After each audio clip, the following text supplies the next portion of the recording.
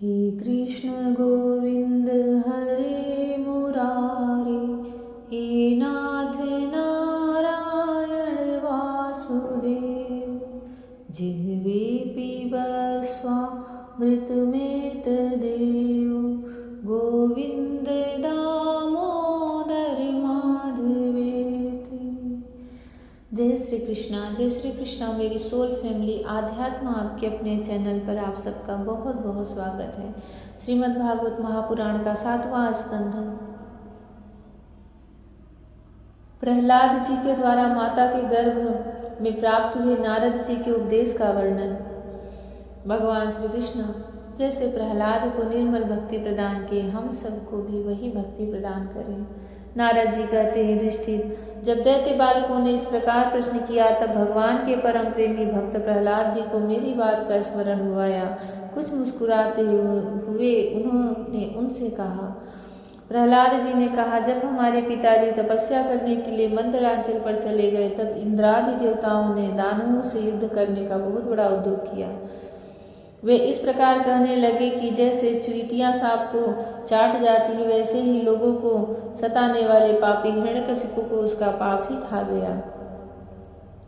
जब दैत्य सेनापतियों को देवताओं की भारी तैयारी का पता चला तब उनका साहस जाता रहा, वे उनका सामना नहीं कर सके। मार खाकर स्त्री पुत्र मित्र गुरुजन महल पशु साज सामान की कुछ भी चिंता न करके वे अपने प्राण बचाने के लिए बड़ी जल्दी में इस सब के सब इधर उधर भाग गए। अपनी जीत चाहने वाले देवताओं ने राजमहल में लूट खसोट मचा दी। यहाँ तक कि इंद्र ने राजरानी मेरी माता कयाधु को भी बंदी बना लिया। मेरी माँ भय से घबराकर कुररी पक्षी की भांति रो रही थी और इंद्र उसे बलात् लिए जा रहे थे। दयावश देवर्षि नारद उधर से आ निकले और उन्होंने मार्ग में मेरी माँ को देख लिया। उन्होंने कहा, देवराज, यह निरपराध है, इसे ले जाना उचित नहीं। महाभाग, इस सतीश आदमी पर नारी का तिरस्कार मत करो, इसे छोड़ दो, तुरंत छोड़ दो। इंद्र ने कहा, इसके पेट में देवद्रोही हिरण्यकशिपु का अत्यंत प्रभावशाली वीर्य है, प्रसव पर्यंत यह मेरे पास रहे, बालक हो जाने पर उसे मार कर मैं इसे छोड़ दूंगा। नारद जी ने कहा, इसके गर्भ में भगवान का साक्षात परम प्रेमी भक्त और सेवक अत्यंत बली और निष्पाप महात्मा है, तुम में उसको मारने की शक्ति नहीं है। देवर्षि नारद की बात सुनकर उसका सम्मान करते हुए इंद्र ने मेरी माता को छोड़ दिया और फिर इसके गर्भ में भगवत भक्त है, इस भाव से उन्होंने मेरी माता की प्रतीक्षणा की तथा अपने लोक में चले गए। इसके बाद देवर्षि नारद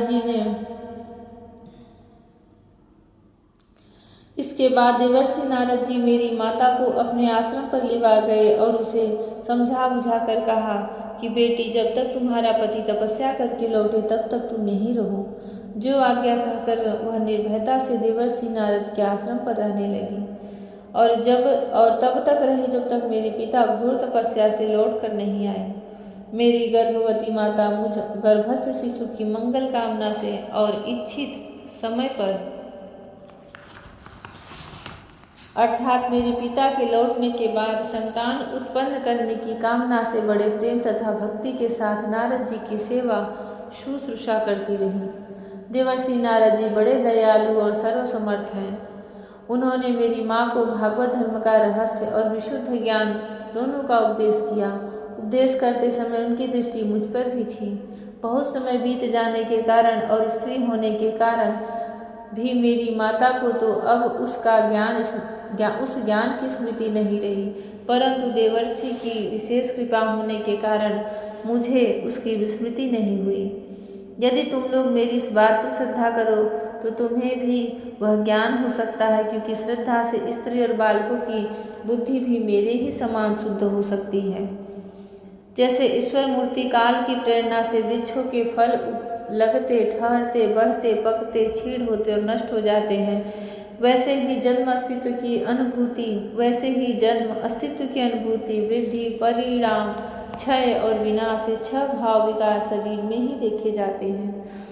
आत्मा से इनका कोई संबंध नहीं है। आत्मा नित्य, अविनाशी, शुद्ध, एक क्षेत्रज्ञ, आश्रय, निर्विकार, स्वयं प्रकाश, सबका कारण, व्यापक, असंग तथा आवरण रहित है।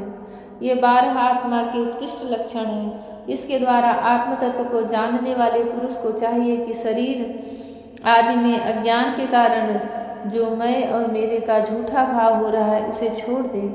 जिस प्रकार सुवर्ण की खानों में पत्थर में मिले हुए सुवर्ण को उसके निकालने की विधि जानने वाला स्वर्णकार उन विधियों से उसे प्राप्त कर लेता है, वैसे ही आध्यात्म तत्व को जानने वाला पुरुष आत्मा प्राप्ति के उपायों द्वारा अपने शरीर रूप क्षेत्र के ब्रह्म पद का साक्षात्कार कर लेता है।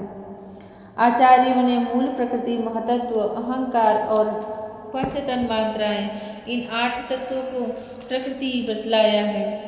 उनके 3 गुण हैं, सत्व, रज और तम, तथा उनके विकार हैं 16, 10 इंद्रियां, 1 मन और 5 महाभूत।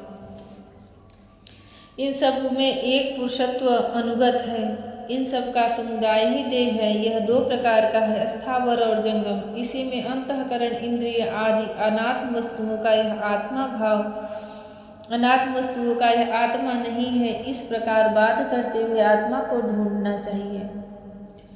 आत्मा सब में अनुगत है, परंतु है वह सब से पृथक। इस प्रकार शुद्ध बुद्धि से धीरे धीरे संसार की उत्पत्ति, स्थिति और उसके प्रलय पर विचार करना चाहिए।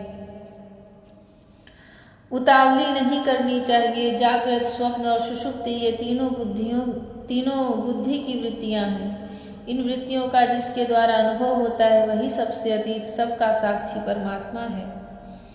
जैसे गंध से उसके आश्रय वायु का ज्ञान होता है, वैसे ही बुद्धि की इन कर्मजन्य एवं बदलने वाली तीनों अवस्थाओं के द्वारा इनमें साक्षी रूप से अनुगत आत्मा को जाने।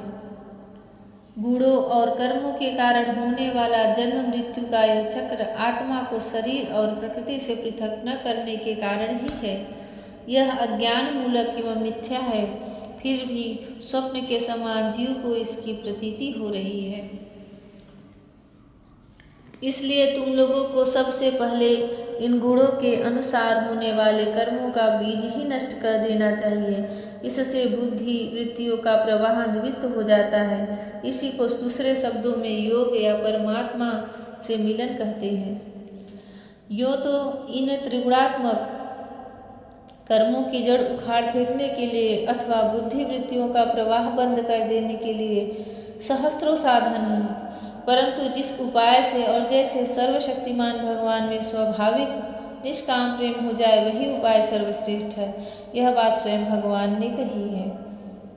गुरु की प्रेम पूर्वक सेवा, अपने से जो कुछ मिल सके वह सब प्रेम से भगवान को समर्पित कर देना, भगवत प्रेमी महात्माओं का सत्संग, भगवान की आराधना, उनकी कथा वार्ता में श्रद्धा, उनके गुण और लीलाओं का कीर्तन, उनके चरण कमलों का ध्यान और उनके मंदिर मूर्ति आदि का दर्शन पूजन आदि साधनों से भगवान में स्वाभाविक प्रेम हो जाता है। जय श्री कृष्ण।